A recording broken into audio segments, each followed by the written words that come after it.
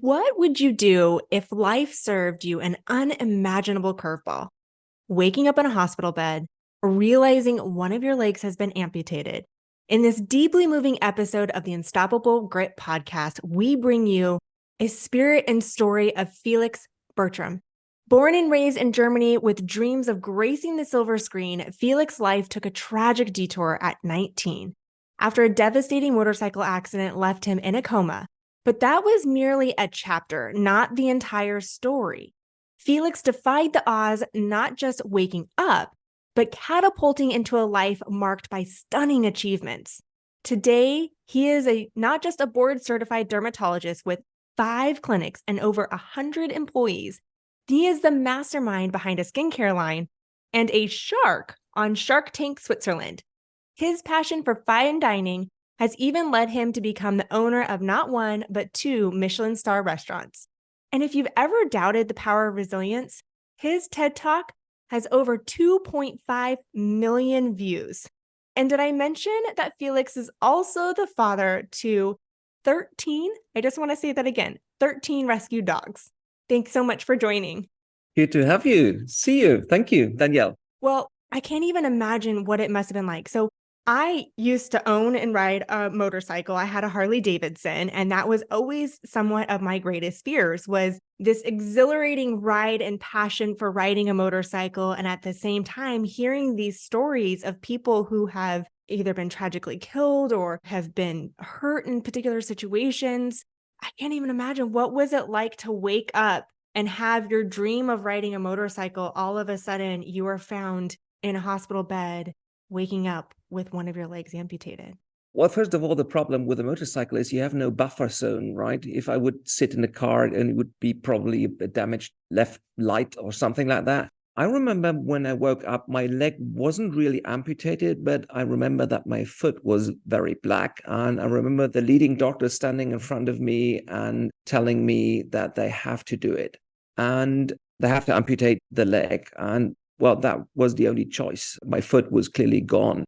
I could see that. But then they tried to do their best and only took off the foot first. The time in the hospital was so impressive that I decided to study medicine, but I barely couldn't walk on these left pieces of bone covered by just skin. And I had so much pain and I was on morphine and I was only like 60 kilos, very, very thin and like a drug addict. So 2 years later, I went for a second amputation. So consulted many hospitals because usually it's not allowed to take off healthy tissue or healthy leg or arm. But I had so much pain that I pleased some surgeons to do that. And one did it. And that was so much relief. Since then, I have an artificial leg and that's so much of help and pain is much less than back then. I would imagine going into that situation, was there a particular mindset shift that you went through to basically say, okay, this was my life and how I imagined it. I wanted to be an actor. I wanted to ride motorcycles and have 2 legs. And now I'm in a situation where I am going to be not only shifting the physicals of what it's going to be like to day-to-day challenges, but also I'm going to completely radically change my life and the trajectory of what my professional life is going to look like.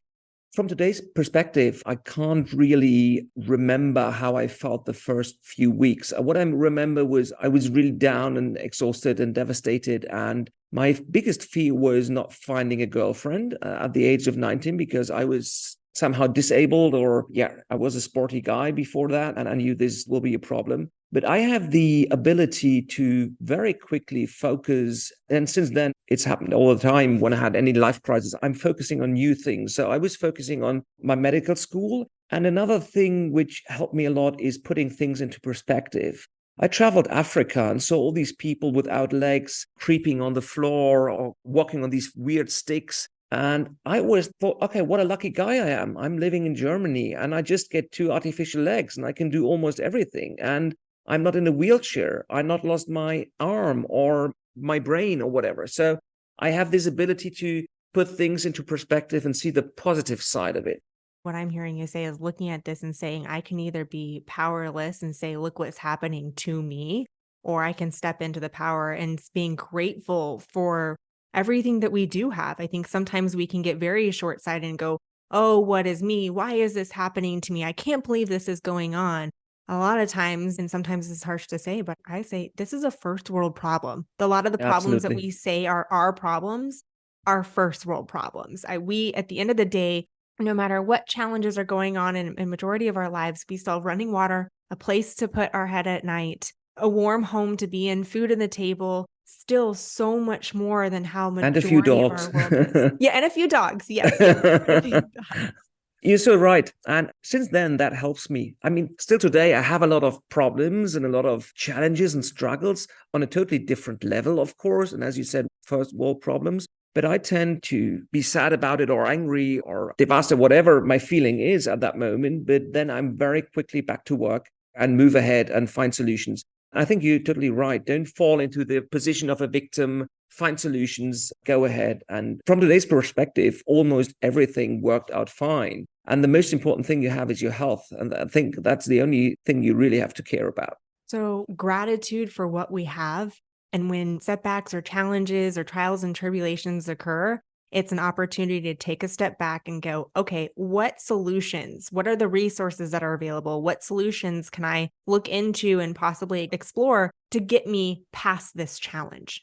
Absolutely. And always think of, is this problem of importance for me in a few weeks or in a few months or in a year time? And when I look back on all my big challenges in life, most of them turned out to be a success in the end. I can give you an example. We supposed to open the restaurant last year in January, and then bad news kicked in because the construction was delayed and the budget went 2 million above budget. And we were close to broke. And I was sitting in the kitchen and crying, and I had no idea where to move on. And there was no silver lining at the horizon. And then 4 months later, we were awarded with 2 Michelin-stars from zero, which is unique in the world. And this got the attention of the Shark Tank production company. And they came in for dinner and they met me. And that was the reason I came on Shark Tank. So a very bad situation moved in a super success. And I can give you many of these examples because one door closes, but another one opens. Usually that's my experience. I like how what you said is, how is this going to affect me within the next week, within the next couple months, within the next Mm-hmm. couple years? And how can we look at these situations, say, is it a door closing or are we being directed towards something different? Is there another door opening? And in your situation, you're in the kitchen, you're sitting down on the ground, you feel like you've just failed, I would imagine, saying that Yeah. you've lost all this money, we're not going to be able to open, to then turn that around and get the 2 Michelin stars, which I understand as a foodie, that is a worldwide, global, big accomplishment. We Yeah. finally just got a Michelin star restaurant where I live, and I'm very excited to eat at it soon. So to go from there, and then all of a sudden, new doors that I would imagine you probably didn't even anticipate opening started to open. Yeah, that happens all the time. And currently in a similar situation, to be very honest, during COVID, beauty treatments were booming. And since COVID or all the restriction stops and inflation raised up and interest rates went up, we are struggling with selling all these beauty treatments, right? And we have a bunch of employees, but all of a sudden a new door opens. Now we're collaborating with a local hospital and they renting into our operation rooms. And now they found out that our billing system is much better. So we made a new agreement on taking over all the billing. So everything leads into a new branch or a new street or however name it. But that's the interesting part of life. If you're curious, if you're moving forward, there always will be a door opening for you. That moment of you're saying that you all of a sudden, I came from the beauty industry, I came from the medical aesthetic industry. So you and I share that similar background in different capacities. And yeah, the aesthetic industry was booming during the pandemic. We were all on Zoom. All of a sudden, we're all looking at each other in this screen and going, there's things in there I didn't notice and I'm now noticing before. So yeah, it was that. But to then go through that decline with any, as a business owner, our businesses go up and down and up and down and up and Yes. down. Very rare do you see a business be completely steady or progressively growing up and going up in revenue. But to then look at it and say, okay, there's some shifts in the industry. How can I be creative and look for a way to subsidize or look Mm-hmm. for a different avenue to get the business back on track? And I believe that there's a lot of people out there, and some of the reasons why businesses fail or is because we get caught in that, well, this isn't working. I'm going to shut my doors, or I just put my hands up instead of saying, I'm experiencing a challenge in life. And what are some possible solutions can I look to change the outcome? I'm experiencing a challenge in my business. What are possible creative ways to add new revenue streams with the business? But whatever it is, this resounding approach that you have, which is I'm going to recognize it and I'm going to explore it. I'm going to look for solutions. I'm going to look for ways to move forward. I am not going to be powerless. I'm going to be powerful. I'm going to have that grit and resilience to keep going after what you want and what you're interested and passionate about. I think that's entrepreneurship. And I don't know if you realized that we had this event called Inner Circle with 50 attendees from all over the world.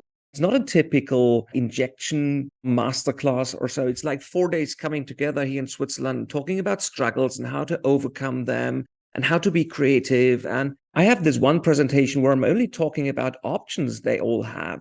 Who is speaking about longevity? You could be a coach in time management. There's so many options for all these injectors out there. Social media coach. I have seen so many med spas with lovely interior design. Well, make a concept out of it and sell it. I would have many ideas for these people out there. But I think you have to have this mindset. You have to be open and stop thinking only from A to B, because that's only a one-way street. Be curious in life, and then you will see how many lovely opportunities will pop up. Life is not linear. Our Yes, careers are not linear. Business is not linear. A lot of the times there's zigzags. And sometimes absolutely. life and career and business, a lot of times it has these zigzags. We're going right, we're going left, we're sometimes going in roundabouts along the way. But ultimately, I don't know about you, but when I look back at all the trials and tribulations that I've gone through, the challenges through my life, I look back and go, every single challenge has shaped me into the person I am. Every single challenge has helped me prepare for this next step. I wouldn't be where I'm at today if it wasn't through the experiences that I went through in the past. Can you relate to that? Absolutely. And I think all these experiences are really a powerful tool and skill set you have, right? And I think that's the fun part of life. I started as an actor, then I studied medicine, then I was a dermatologist, then I became more as an entrepreneur. I'm still working as a dermatologist once a week, but mainly an entrepreneur. Then I opened the restaurant, had to work myself into this kind of industry. And I love it because it's always tasty. And now I'm a Shark Tank and starting doing investments, and that's fun for me as well.